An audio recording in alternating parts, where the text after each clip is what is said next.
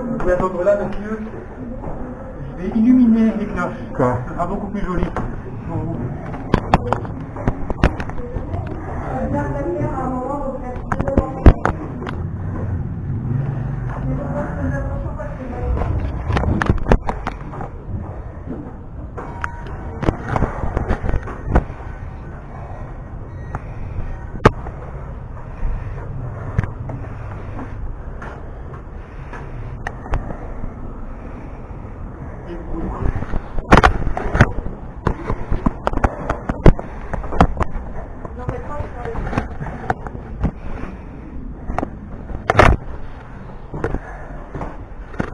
Très beau.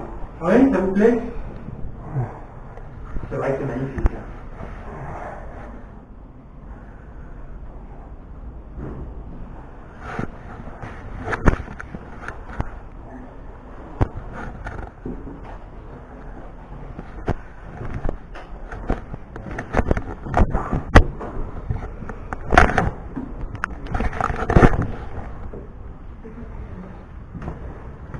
Le carillon va sonner dans 1 minute. Ah.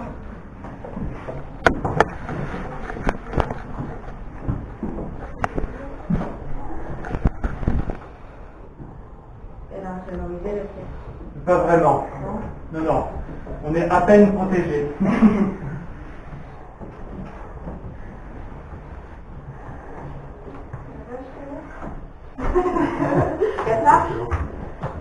Bon, vous y allez, bien sûr.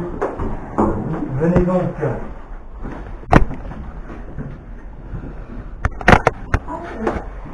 Oui, on a une trentaine de mètres ici. Là.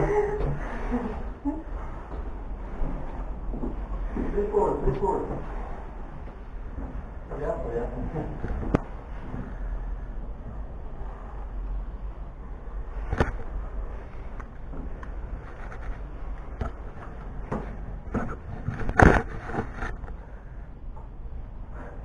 C'est très calme. Et dans quelques secondes, vous allez entendre, ce sera autre chose.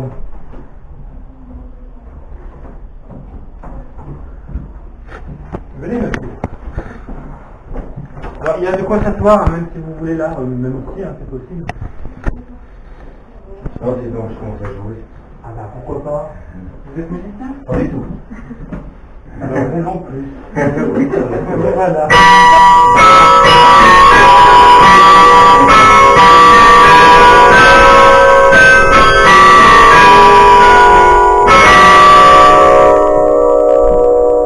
Et ça continue.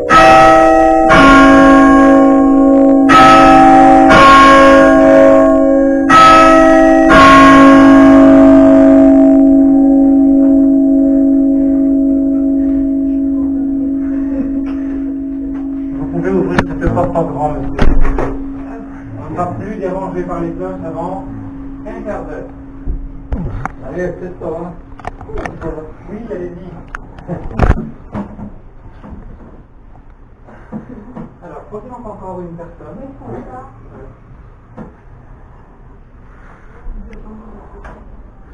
Ah, bah là, on va attendre 15 minutes là. Oui. On fait boîte de nuit aussi, hein. Alors, voilà le fameux carillon doué. Donc, 61 cloches à ce niveau. Il y en a plus forcément celle roulant ici, on va le voir en minute.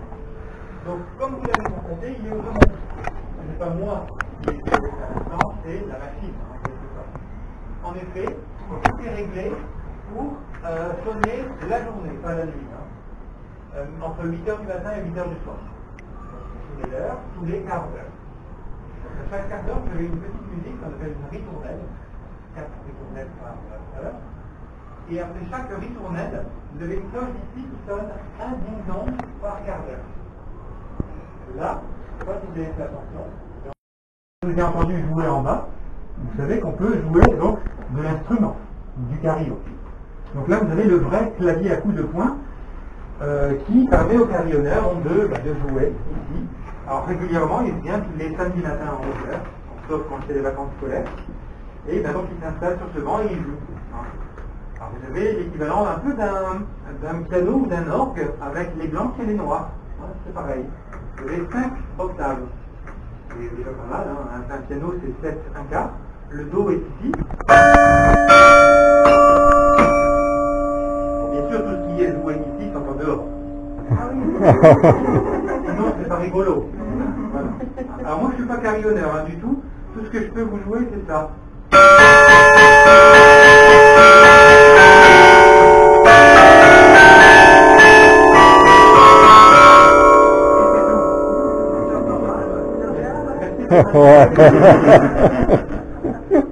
Vous connaissez cette air, monsieur, ou pas? Ouais. Vous qui avez fait Lille. C'est une berceuse de Lille, Ouais. le petit quinquin. Petit cac. Ça a été composé en ch'ti de Lille au 19e siècle. Et c'est devenu un peu la grande chanson des Hauts-de-France, comme il faut dire maintenant. Alors, en effet, on a ça, notre carillonneur qui vient régulièrement. Le titulaire hein, de la fonction, c'est un certain monsieur Stefano Coletti, qui est en photo là-bas, si vous voulez voir à quoi il ressemble. C'est un très grand carillonneur, un des rares à pouvoir vivre de sa passion. Très rares sont les carillonneurs à pouvoir en effet exercer le métier. Il est également professeur à l'école du carillon de Douai, au sein du conservatoire. C'est d'ailleurs la seule école, alors non pas où on peut apprendre le carillon, ça vous pouvez l'apprendre un peu partout, mais c'est la seule école en France à décerner le diplôme de maître carillonneur.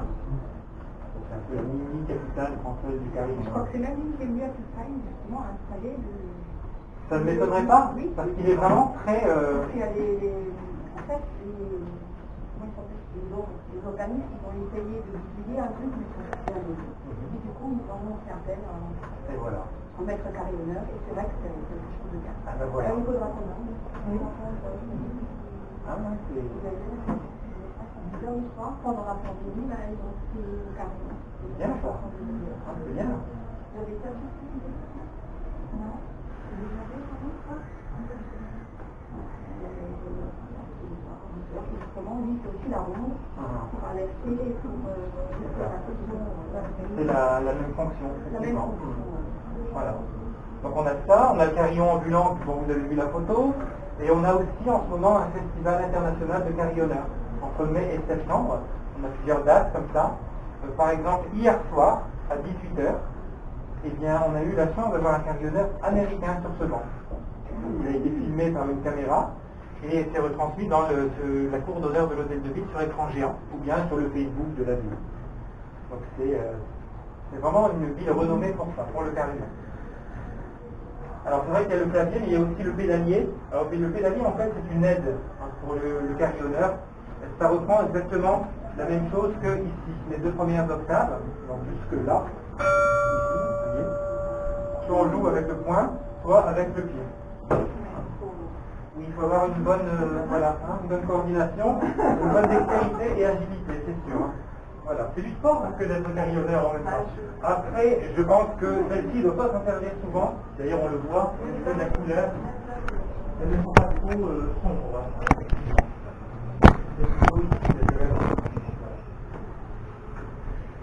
Alors, les cloches ne bougent pas, ça on l'a déjà dit. Les cloches, ils sont énormes. Effectivement, sont sonnés plutôt par le pied, ou par malgré tout le poing. Mais celle-ci, c'est une pédale uniquement qui permet de la faire sonner. C'est la deuxième plus grosse de notre carillon. On l'appelle la dînée. La dînée, puisqu'elle servait à sonner l'heure du repas, absolument. 2 tonnes, 1,4. Le battant est énorme. Alors je vais la faire sonner, n'ayez pas peur, au contraire. Elle produit un son très doux, très proche d'une cloche d'église. Le battant va à peine bouger d'1 centimètre, et pourtant vous allez bien entendre ce son très caractéristique. Alors, voici le son, et même le chant, j'allais dire, de la dînée. 2 tonnes 4.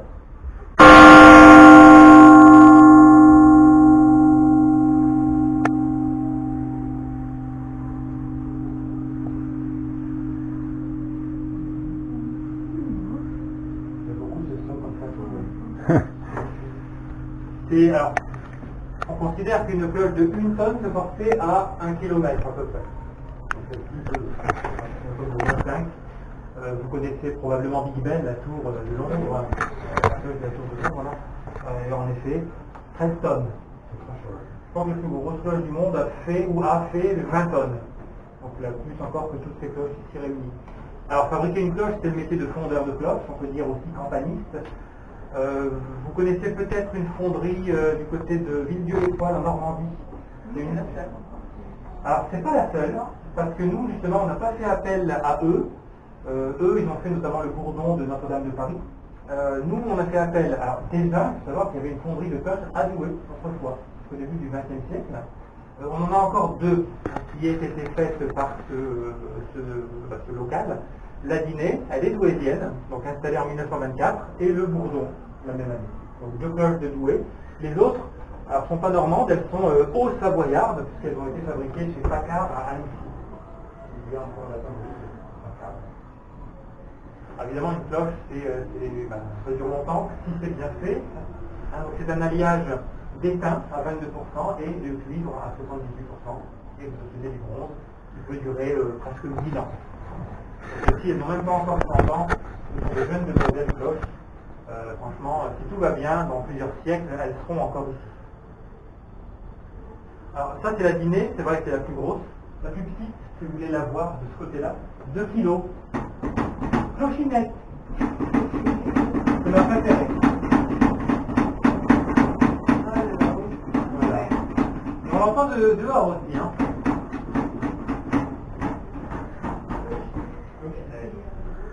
Oui, elle a été montée justement en 1974. Alors je vous propose d'aller voir la plus grosse de nos cloches. On peut faire le tour de... Alors vous avez le droit, simplement vous faites attention à votre tête quand vous êtes de l'autre côté, quand vous remontez l'escalier en bois, vous avez une... en fait ce sont des vannes très avancées, cachées par un plastique en noir, donc faites bien attention, les pieds vous collent.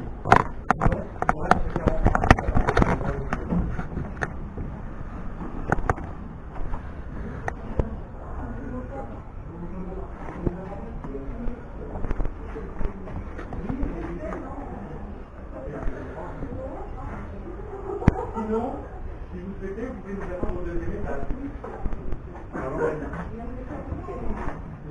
Les portes, oui, un peu. Merci.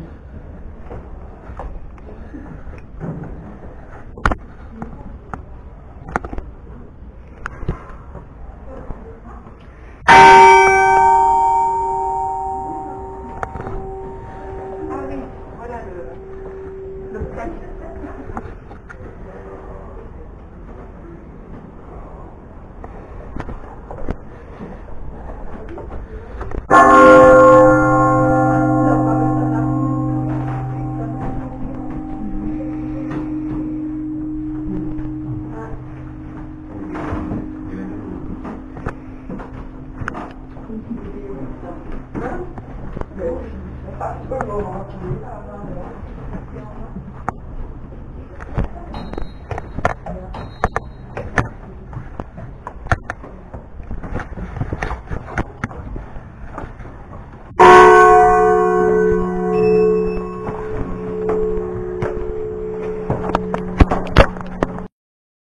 Parce qu'elle annonce les fêtes de Gaillan, alors non pas par un coup de bâton comme la plupart des autres cloches, mais en étant sonnée à la volée.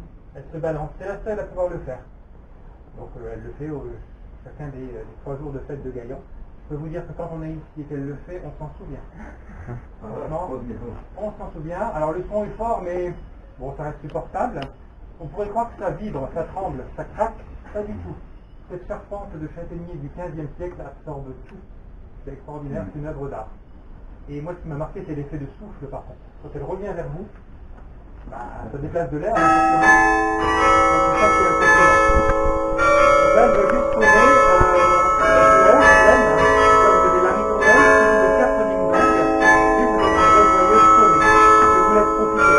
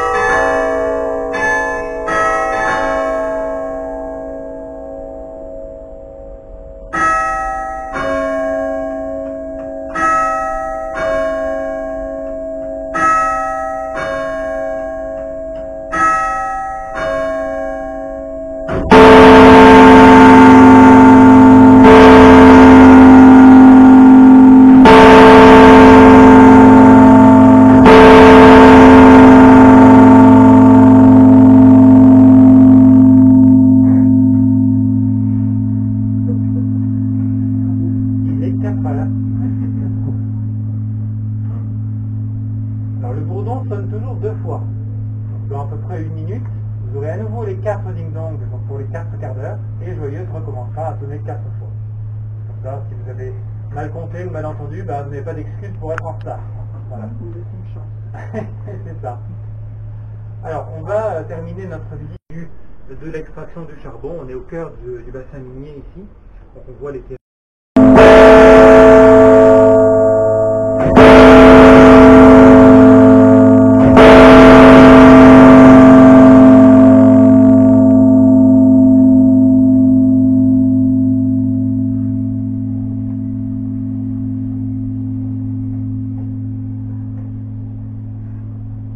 Pour vous indiquer sommairement ce que vous allez voir au niveau des autres côtés.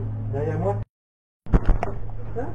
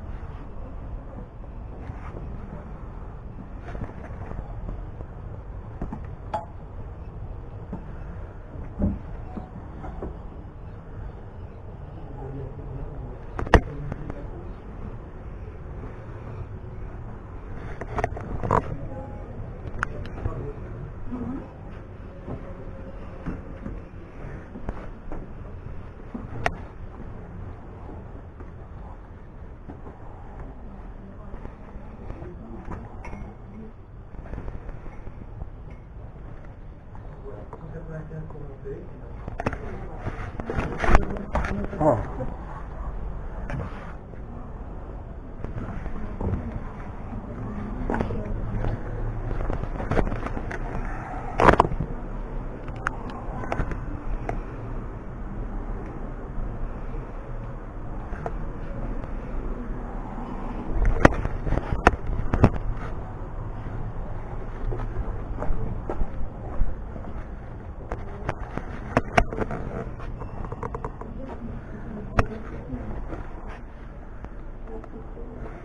au niveau